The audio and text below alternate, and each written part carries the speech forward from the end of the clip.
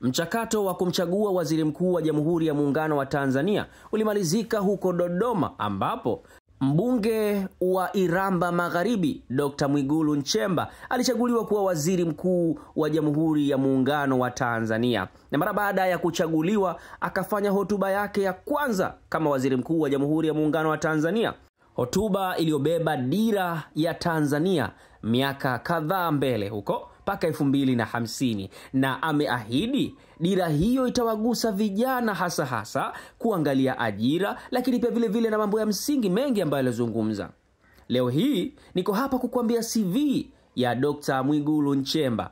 Kwa nini wabunge hawakumkataa? Wabunge hawakuleta pingamizi baada ya kuteuliwa kuwa waziri mkuu wa Jamhuri ya Muungano wa Tanzania?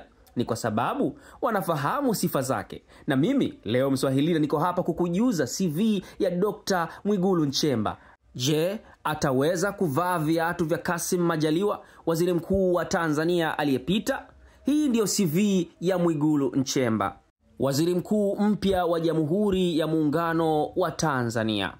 Mwigulu Nchemba alizaliwa tarehe 7 Januari 1975 huko Iramba, Singida. Elimu yake ya shule ya msingi alipata katika shule ya msingi Makunda Primary School kuanzia miaka 1987 mpaka 1993. 1994 akajiunga na shule ya sekondari ya Alboru Sekondari huko Arusha, ambapo alimaliza 1997.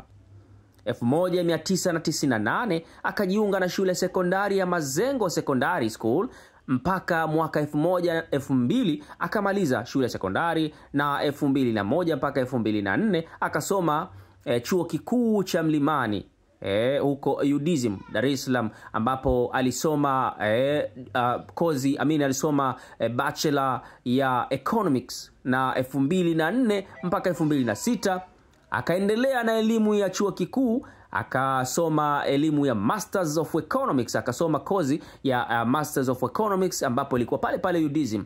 Na mwaka 2012 mpaka 2018 pale UDSM akaendelea kusoma pia, ndipo ambapo alipopata udokta wake mwaka 2018 akamaliza PhD in Economics.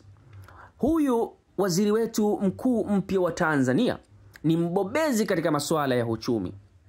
Kuanzia anaanza degree mpaka anafika masters mpaka udaktari PhD, amesomea uchumi, hajabadilisha chochote. Ina maana ni mbobezi sana katika masuala ya kiuchumi. Atatufaa sana katika masuala ya kiuchumi. Maendeleo ya nchi yanategemea wataalamu wa masuala ya kiuchumi ili kuwa na nchi yenye uchumi wa hali ya juu, kuendelea kiuchumi.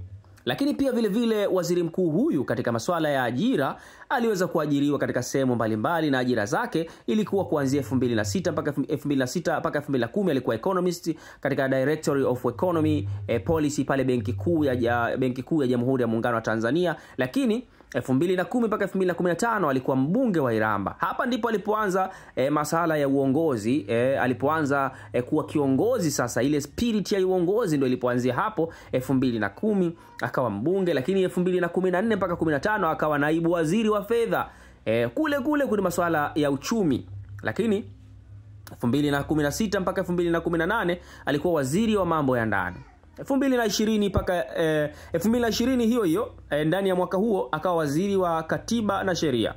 2021 mpaka 2025 ambapo tunazungumza saa hii alikuwa waziri wa fedha na mipango.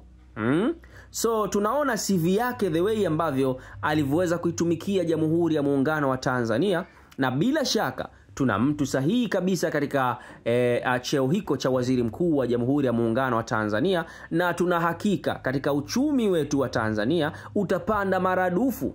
Hii ni kwa sababu tunaye waziri mkuu ambaye amebobea katika masuala ya kiuchumi. Kwa hivyo tumuombe aweze kufanya vizuri zaidi, na yale ambayo ameyazungumza katika katika hotuba yake ya leo, basi akapate kuyatenda vizuri, yakaweze kuwanufaisha wa Tanzania.